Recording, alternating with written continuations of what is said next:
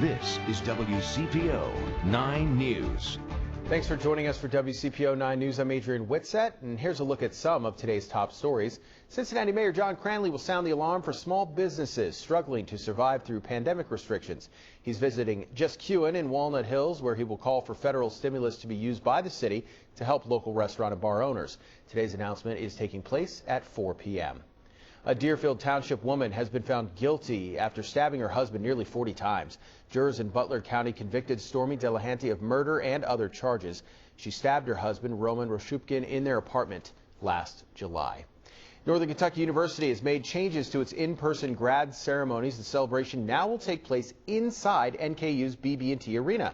The larger venue means there can be guests now. Commencement ceremonies will take place on May 8th and 9th. And if you will be in downtown Cincinnati this coming Monday, just know you will not be able to take Elm Street for a while.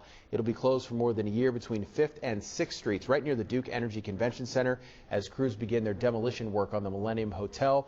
That project is expected to wrap up next summer. Jennifer.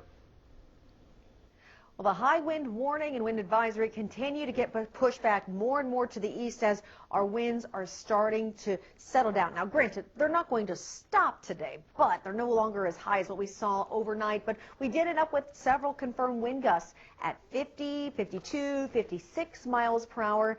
So it was indeed a windy night. Today we will see some breezy conditions, mostly cloudy skies, and temperatures that will end up back near about the 60-degree mark. Over the weekend, though, a really nice improvement. Saturday will top out at 73 degrees. Just beautiful, mostly sunny. It's Saturday night that a new round of shower and thunderstorm activity will come through, and that will yield a cooler Sunday forecast with a bit more cloud cover. Sunday's high will come in the upper 50s, but let's be honest, the bulk of both days will be dry. There's no way to get to the front of the COVID line for vaccine. That is just one example of blatant misinformation spread online these days. Ohio Attorney General Dave Yost told me this week it's the shift from internet to reality that has him worried for the country as a whole.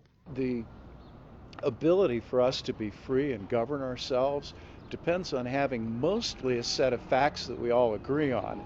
Do you remember the very real reaction to a conspiracy theory linked to QAnon about what was supposed to happen in Washington just 3 weeks ago? We have enhanced our security posture. March 4th, the military, you may not have heard this, the military was going to put Donald Trump back in the White House on March 4th, except I missed that. It didn't happen. Recently, Yost had a meeting where he told me he spent an extra hour sharing facts, debunking rumors, something he finds to be both troubling and necessary. If you're having to take this extra chunk of time that could be used for something else, that could be used to help more people, and instead it's just trying to debunk misinformation that people are getting floated around. Well, look, we've always had the problem of misinformation. The challenge today that's so unique is the fact that it's amplified by these algorithms on social media. And I think that it's the place of leaders to spend their time to try to correct the record, to make sure that we're all operating from some rough agreement on what the facts are. Yeah, Adrian, the biggest changes for riders will include faster services and shorter crosstown routes, including some 24-hour service routes for those major corridors. The Reinventing Metro plan is a direct result of voters passing the tax levy about a year ago. To fill the expanded routes, Metro needs to hire at least 24 new drivers, and those positions start at $16 an hour and can go up to $27 an hour. Here's a common misconception. You do not need an existing CDL license. Metro will train and reimburse you for those costs. Jobs include full health, dental, and retirement benefits, and if you get hired and complete the probationary period before May 31st, you'll see a $1,000 bonus in your pocket. Metro continues to protect drivers with plexiglass barriers to keep distance between them and passengers, and Metro says that it values its employees and their commitment to the community because they are essential workers. So if you'd like to get behind the wheel of one of those buses, you can actually sign up for a virtual career fair. The first one is tomorrow, and we'll share those details on WCPO.com. For now, reporting downtown, Allie Kramer, WCPO 9 News.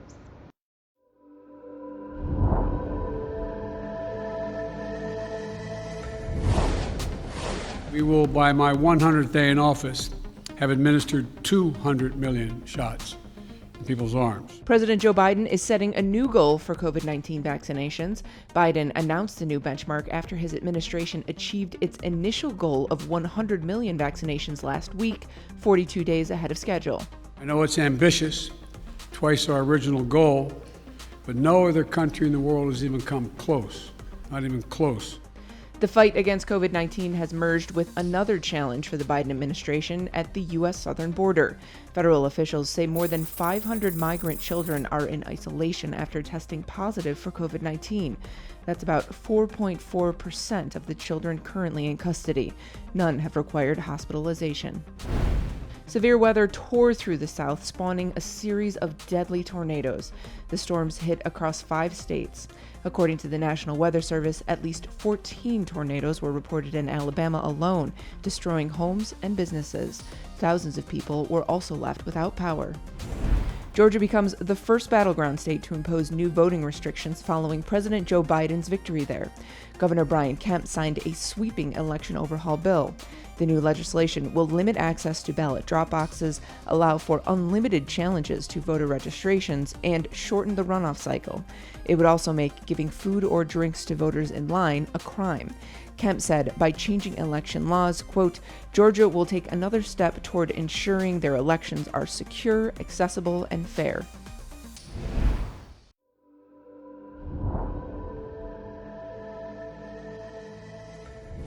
The trial of Derek Chauvin, who's accused in the death of George Floyd, is bringing back a lot of painful memories for some Americans, especially when it comes to the body camera video. History may be bound to repeat itself, but there are certain parts of history that are difficult to return to. America has imagined that it was well, when in fact it was quite ill. David Eichhardt is a professor of African American Studies at Vanderbilt University. He has watched over the last year as this country has done a great deal of soul searching. We shouldn't be surprised that this cancer of our racial unreckoning has metastasized. We shouldn't be surprised because it was totally and wholly predictable. For David and many other Black Americans, the trial of Minneapolis police officer Derek Chauvin carries with it an immense amount of pain. I think this is a moment. This is a real serious moment. Perhaps most painful, though, is the video. Those awful moments where George Floyd is knelt on for nearly 9 minutes. A jury will ultimately decide if what happened in that video was criminal. I have not seen the whole video in its entirety. I literally cannot watch it. I literally, the moment that George Floyd called for his mom, I shut it down. It's important to understand just how deeply that video has impacted us as a nation. Important to understand how it makes many people feel even 10 months later. That is a trauma. That is, I honestly don't know how people can continue to watch it. And in some ways, I think we've become desensitized to certain types of traumas. There's been this gigantic boom of people of color looking for a therapist of color. As a clinical social worker, Demetrius Perkins currently has a waiting list that is months long. She says the pandemic, coupled with the past year's civil unrest, has prompted a lot of African Americans to want to talk, which she encourages people to do. Because they've had this time during COVID, time with themselves, they're starting to really realize, wow, there's this stuff that's been inside me for a long time, and now I cannot escape it. If history is bound to repeat itself, perhaps there's something to be learned from what happened. We're really, literally seeing the playing out in dramatic fashion, the soul of the country. Who do we want to be? I'm Chris Conti.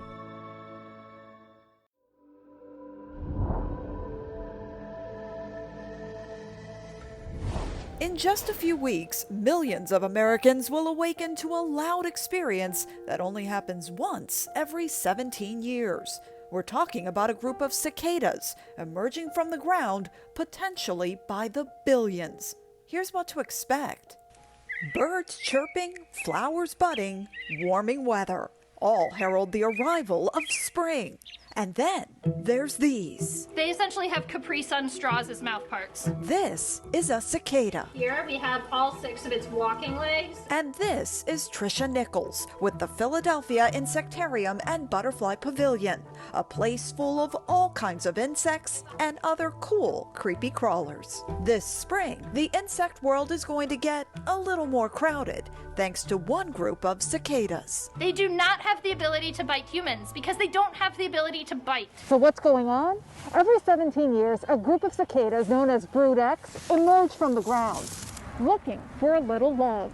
And there's going to be a lot of them. The cicadas will emerge potentially by the billions across 15 states, meaning tens of millions of Americans will likely encounter them. Cicadas aren't harmful to humans, plants, or pets. Birds enjoy eating them, so do some people. But the mating calls of cicadas are loud, in excess of 100 decibels, like a car stereo at maximum volume. Cicadas actually have what's called a tympanum. So if you imagine, they almost have a drum, but it doesn't have drumsticks at all. It just pops back and forth like this, and it pops in a way that it makes that chirping noise, and they can vibrate it very, very quickly. But just as quickly as they emerge, they'll start to fade out, and within 4 to 6 weeks, the cicada show will be over. The babies of brood X will head underground for another 17 years. They dig down underneath the ground, and they spend 17 years drinking from tree roots, all right? And it takes 17 years for them to get enough nutrients and to gain enough energy to become an adult. And like other 17-year-olds, ready to party once they do. In Philadelphia, I'm Maya Rodriguez.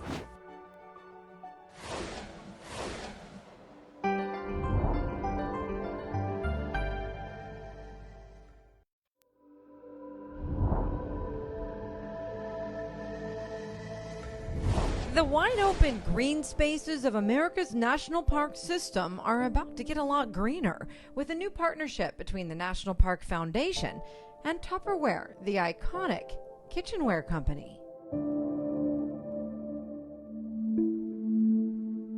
How is a food storage company connected to the country's span of national parks?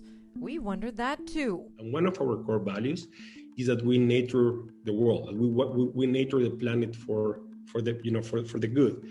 And when we think about what national parks are trying to do, what they offer to the people of the U.S., we are convinced that our values actually are very connected in terms of educating people and protecting the planet.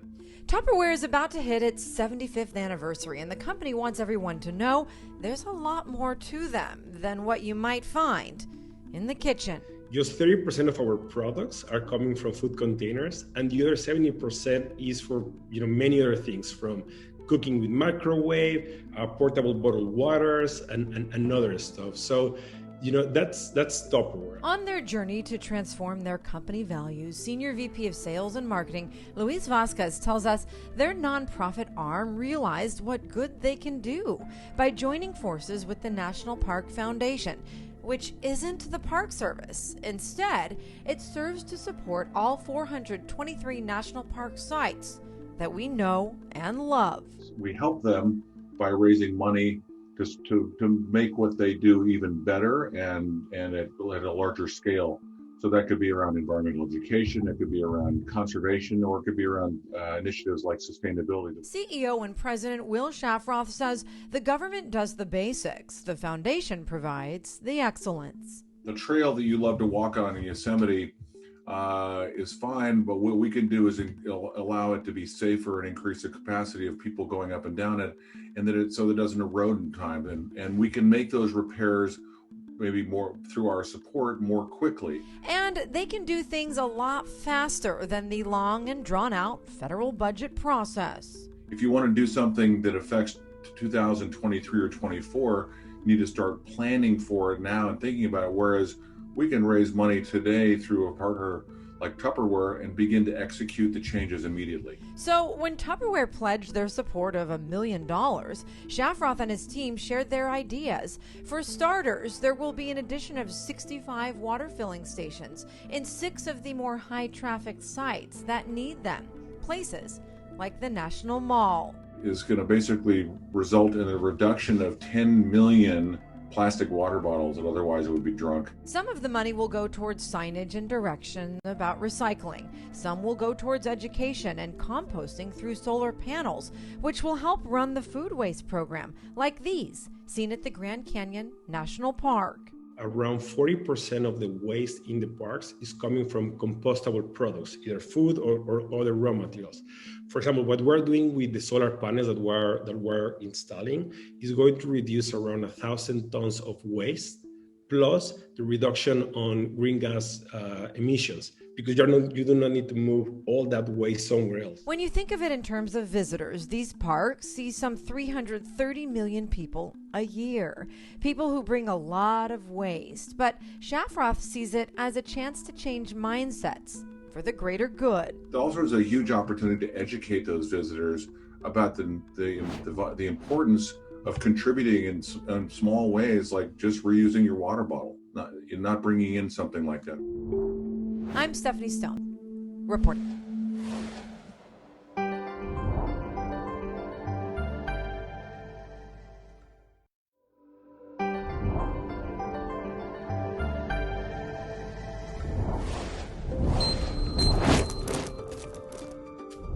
Doctors are using new technology to help patients who may have cardiovascular disease. HeartFlow analysis gives doctors a color-coded map of the coronary arteries, showing any narrowings that might be disrupting blood flow. Believe it or not, blockages more than 30% can yield symptoms. And that's where HeartFlow is really accurate. Previously, doctors would have to rely on an invasive procedure to verify this information. But with HeartFlow, patients get a standard coronary CT scan. From the CT images, HeartFlow creates a model of the patient's unique coronary anatomy. Here you are at 1, look how fast this drops off. 1 to less than half. I mean, this is in the above 90% assurances, 95% assurances. This is walking out of the cath lab with a stent. HeartFlow is the first non-invasive technology to evaluate patients for coronary artery disease. In recent years, there has been much discussion about reducing procedures that ultimately proved to be unnecessary. According to data from the American College of Cardiology, around 60% of invasive procedures found no obstructive coronary heart disease. Many of you woke up overnight due to the high winds. We had confirmed wind gusts up in Lawrenceburg and Wilmington at 56 miles per hour, Dayton, Ohio at 54, VV 52, Oxford 52 miles per hour. Lots of power outages out there this morning because of those high winds and even some legitimate power lines down. Now, during the day today, we'll be finding the cloud cover for a good chunk of the day. Maybe some late day pops of sun coming through those clouds, but our temperature will end up around 57 to 60. I know, it's cooler, but we will fix that over the weekend, at least for Saturday's forecast. Saturday, we pop back up to 73 with a mostly sunny sky. Saturday night, though, our latest round of rain comes through, and that's why your Sunday temperature is lower in the upper 50s. Early Sunday morning, we can see a little bit of rain still left, but in general, that system will be moving out, even decreasing clouds for later on that afternoon. Next week, though, we've got another storm system coming in on Wednesday. That will actually cool us down and dry us out, but it's just in time for opening day, so at least it'll be dry, but it will be cool.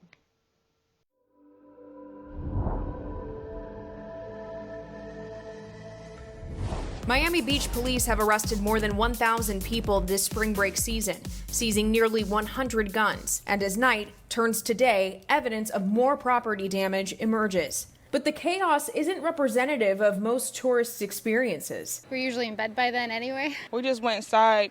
There's nothing else to do besides just stay in. It doesn't really affect me at all. Everyone during the daytime is wearing masks. We didn't see many people on the streets. It seemed like everyone was obeying it. Most people Newsy spoke with say they've obeyed the curfew. Are you guys obeying the curfew? Yeah. In the end of the day, we will still obey it. Even if they don't agree with it. They knew that we were coming down here for spring break, so they should have said that before we made plans. Some just turned to alternatives.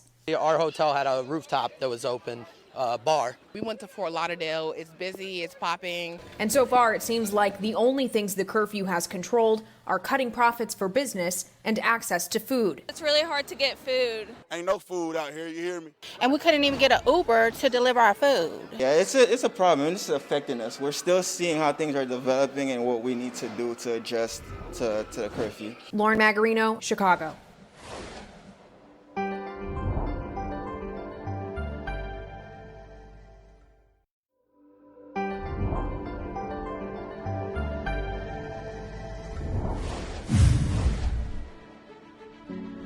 just like helping people. Some elementary students in Florida are fundraising to help the homeless. They are collecting items like shoes, socks, and hygiene products. Their teacher says it's a way to teach the younger generation the importance of giving back. I was totally in shock, excited, but also just couldn't believe something like this happened to me. Students in Tampa surprised their high school teacher with a new roof on her house after winning a contest. Several current and former students wrote essays about the impact she had on their lives and why she deserved the help. She gives back so much to the community that it's really nice that we are now able to give back to her. She can now put the money she was saving for a new roof towards something else.